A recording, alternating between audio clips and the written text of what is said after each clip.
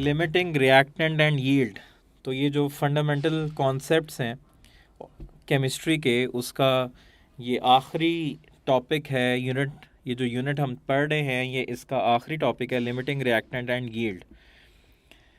जी, limiting reactant क्या होता है, इसका कॉन्सेप्ट हम अप्लाई करते हैं स्टोकियोमेट्री में। हमने कल बात की थी स्टोकियोमेट्री की, ऐसी ब्रांच जिसमें जो हमें क्वांटिटेटिव रिलेशनशिप बताती है between reactants and products in a balanced chemical equation. यानी कि अगर हमें रिएक्टेंट की अमाउंट पता है तो हम प्रोडक्ट की अमाउंट कैलकुलेट कर सकते हैं, प्रोडक्ट की अमाउंट पता है तो रिएक्टेंट की अमाउंट कैलकुलेट कर सकते हैं।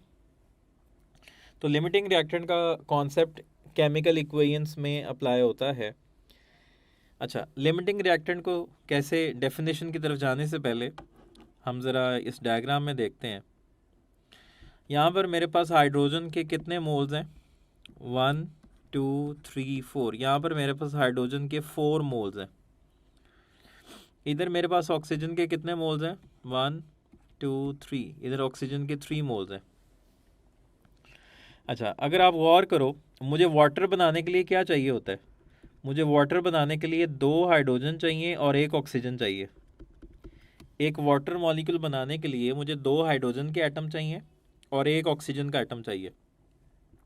तो यहाँ पर ये 2 हाइड्रोजन के एटम और यहाँ से 1 ये ऑक्सीजन का एटम, ये हमारे पास एक वाटर मॉलिक्यूल बन गया। इसी तरह यहाँ से ये 2 हाइड्रोजन के एटम और यहाँ से ये 1 ऑक्सीजन का एटम, तो ये हमारे पास वाटर का एक मॉलिक्यूल बन गया। इसी तरह यहाँ से मेरे पास ये 2 हाइड्रोजन के एटम और यहाँ से ऑक्सीजन का 1 एटम, तो ये हमारे पास एक वाटर मॉलिक्यूल बन गया। और इसी तरह यहाँ पर हमारे पास ये एक और हाइड्रोजन के 2 एटम और यहाँ से ये ऑक्सीजन का 1 एटम, तो ये एक और वाटर मॉलिक्यूल बन गया। अब सारे हाइड्रोजन एटम यूटिलाइज हो गए हैं, तो पीछे कोई चीज़ बच गई है जी। पीछे ये 2 ऑक्सीजन एटम बच गए, यानी कि एक ऑक्सीजन मॉलिक्यूल जो है ये बच गया, ये एक ऑक्सीजन मॉलिक्यूल बच गया। तो कौन इस्तेमाल हो गया, हाइड्रोजन इस्तेमाल हो गया, और कौन बच गया, ऑक्सीजन पीछे बच गई। तो इन दोनों में लिमिटिंग रिएक्टेंट कौन है, हाइड्रोजन। तो वो रिएक्टेंट जो स्टोकियोमेट्रिक अमाउंट के मुताबिक कम अमाउंट में होता है और वो रिएक्शन में पहले इस्तेमाल हो जाता है, ठीक है, और वो प्रोडक्ट की अमाउंट को कंट्रोल करता है, उसको हम लिमिटिंग रिएक्टेंट कहते हैं। अब यहाँ पर बच्चे जो है ना कंफ्यूज करते हैं। ये देखो, बच्चे ये कह रहे हैं कि सर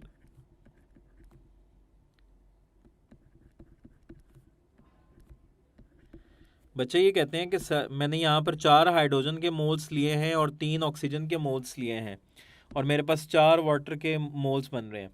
बच्चा ये कह रहा है, मैं ये कह रहा हूँ कि इसमें हाइड्रोजन लिमिटिंग रिएक्टेंट है, मैं कह रहा हूँ कि इसमें हाइड्रोजन लिमिटिंग रिएक्टेंट है, लेकिन बच्चा ये कह रहा है कि सर हाइड्रोजन के तो 4 मोल्स लिए हुए हैं हमने और ऑक्सीजन के तो हमने 3 मोल्स लिए हैं। तो आपने बैलेंस केमिकल इक्वेशन में जो आपको मोल्स जो आपको मोल्स नज़र आ रहे हैं, उन मोल्स को देख के आपने नहीं बताना कि ये ज़्यादा है और ये कम है। आपने पहले उसकी स्टोकियोमेट्रिक अमाउंट को देखना है। स्टोकियोमेट्रिक अमाउंट से क्या मुराद है कि जो बैलेंस्ड केमिकल इक्वेशन वाली अमाउंट है वो क्या है। बैलेंस केमिकल इक्वेशन में हमारे पास क्या है, 2 हाइड्रोजन के मॉलिक्यूल और 1 ऑक्सीजन का मॉलिक्यूल मिलके 2 वाटर के मॉलिक्यूल बनाते हैं।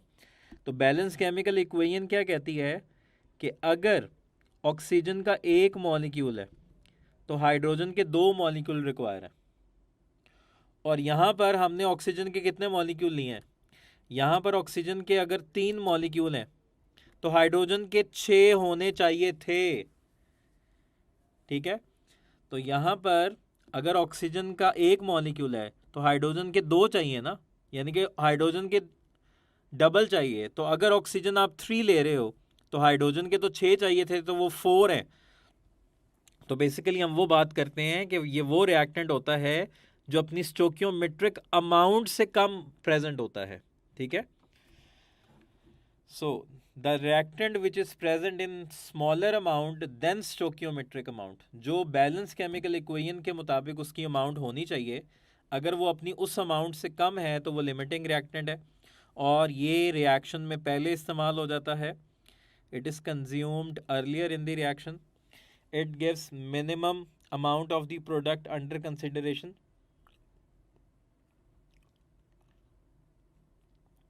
नहीं, balance chemical equation limiting reactant का नहीं बता रही. उससे हमें जो एक्सपेरिमेंट में जो वैल्यूज़ दी हुई हैं उन वैल्यूज़ को हम देखेंगे और बताएंगे कि कौन सा लिमिटिंग रिएक्टेंट है. Next, it controls the amount of the product formed. ये देखो, यहाँ पर जो वाटर मॉलिक्यूल्स बने थे, वाटर मॉलिक्यूल्स कितने बने थे? 1 2 3 4 वाटर मॉलिक्यूल्स बने थे, ठीक है. और ऑक्सीजन पीछे एक बच गया था, ऑक्सीजन पीछे एक बच गया था. अगर मैं यहाँ पर 2 हाइड्रोजन मॉलिक्यूल और ले लेता, मैं यहाँ पर 2 हाइड्रोजन मॉलिक्यूल और ले लेता, तो वो दोनों हाइड्रोजन मॉलिक्यूल जो हैं यहाँ से एक एक ऑक्सीजन एटम ले लेते, तो हमारे पास 2 वाटर मॉलिक्यूल और बन जाते. तो इसका मतलब है प्रोडक्ट की अमाउंट को कौन कंट्रोल करता है? जो लिमिटिंग रिएक्टेंट होता है. जो लिमिटिंग रिएक्टेंट है वो प्रोडक्ट की अमाउंट को कंट्रोल करता है. तो हाइड्रोजन एक लिमिटिंग रिएक्टेंट था, इसीलिए जो है ना उसने प्रोडक्ट की अमाउंट को कंट्रोल किया. अगर हाइड्रोजन के 2 मॉलिक्यूल्स और होते तो 2 वाटर के मॉलिक्यूल्स और बन जाते, ठीक है. तो ये जो प्रोडक्ट होता है हमारा वो डिपेंड कर रहा होता है लिमिटिंग रिएक्टेंट पे. लिमिटिंग रिएक्टेंट प्रोडक्ट की लीस्ट अमाउंट बनाता है और लिमिटिंग रिएक्टेंट ही प्रोडक्ट की अमाउंट कंट्रोल करता है. जो चीज़ एक्सेस में है उस पर प्रोडक्ट डिपेंड नहीं करता. जैसे कि पंजाब में जो एग्जांपल दी हुई है वो सैंडविच की एग्जांपल दी हुई है. अगर आपने सैंडविच बनाना है तो सैंडविच आप कैसे बनाते हो? 2 स्लाइस और 1 कबाब से. जी, खाना शाना खा लिया ना आप सब ने? ऐसा ना हो कि मुंह में पानी आ जाए. अच्छा, तो लेट से मेरे पास 10 स्लाइस हैं और 6 कबाब हैं. मेरे पास 10 स्लाइस हैं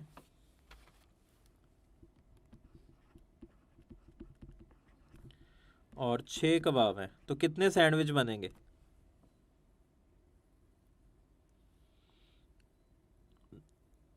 10 स्लाइस हैं और 6 कबाब हैं, कितने सैंडविच बनेंगे? 6 सैंडविच बन जाएंगे. यानी कि एक कबाब जो है वो उसको भी आप सैंडविच ही कह रहे हो? हाँ जी, 2 स्लाइस और 1 कबाब से एक सैंडविच बनता है, तो यानी कि 5 सैंडविच बन जाएंगे. तो पीछे एक कबाब बच गया, पीछे एक कबाब बच गया. अगर 2 स्लाइस और होते तो वो इस कबाब को यूटिलाइज करके एक और सैंडविच बना देते. तो यानी कि जो कम अमाउंट में प्रेजेंट है वो कंट्रोल कर रहा है.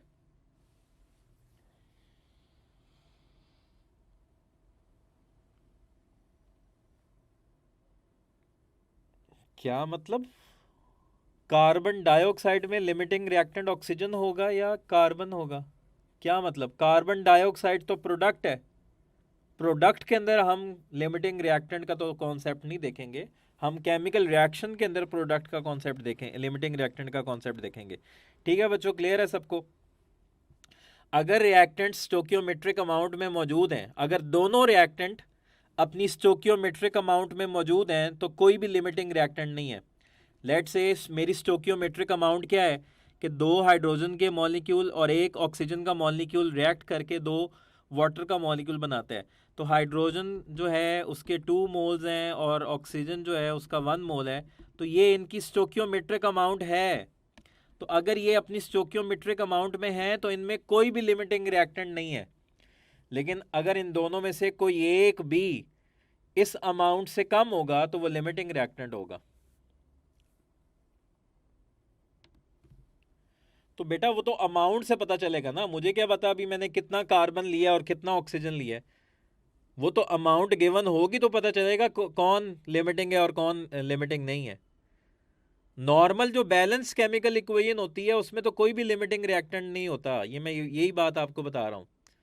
जो हमें एक्सपेरिमेंट में जो वैल्यूज़ पता चलती हैं, जो हम एक्सपेरिमेंट में वैल्यूज़ लेते हैं, उसमें हमने देखना होता है कि हम कौन सा जो है उसमें कौन सा लिमिटिंग रिएक्टेंट। स्टोकियोमेट्रिक का मतलब है कि बैलेंस केमिकल इक्वेशन में एक्चुअल उनके कितने मोल्स हैं, एक्चुअल उनकी कितनी अमाउंट है। जैसे कि वाटर बनाने के लिए 2 हाइड्रोजन के मॉलिक्यूल्स चाहिए और 1 ऑक्सीजन का मॉलिक्यूल चाहिए, तो अगर वो इसी रेशो में हैं तो इसका मतलब वो अपनी स्टोकियोमेट्रिक अमाउंट में हैं, तो फिर कोई भी लिमिटिंग रिएक्टेंट नहीं है। पर मैं अगर कहूँ कि हाइड्रोजन के 2 चाहिए थे और ऑक्सीजन का 1 चाहिए था, पर मैंने हाइड्रोजन का 1 मोल ले लिया और ऑक्सीजन का 1 मोल ले लिया, तो कौन अपनी स्टोकियोमेट्रिक अमाउंट से कम है? हाइड्रोजन अपनी स्टोकियोमेट्रिक अमाउंट से कम है, तो हाइड्रोजन लिमिटिंग रिएक्टेंट है। कहाँ कहाँ वाटर लिमिटिंग है? ऑक्सीजन एटम की बात करेंगे तो ऑक्सीजन एटम में O1 मोल है, O2 मॉलिक्यूल की बात करेंगे तो फिर O2 1 मोल है मॉलिक्यूल का। जी मैंने बताया इन दोनों में हाइड्रोजन जो है वो लिमिटिंग रिएक्टेंट है।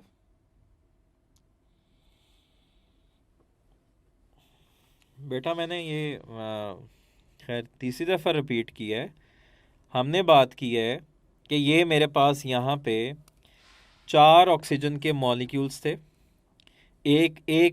4 हाइड्रोजन के मॉलिक्यूल्स थे, एक मॉलिक्यूल में 2 एटम है, और इधर मेरे पास ऑक्सीजन के 3 मॉलिक्यूल्स थे।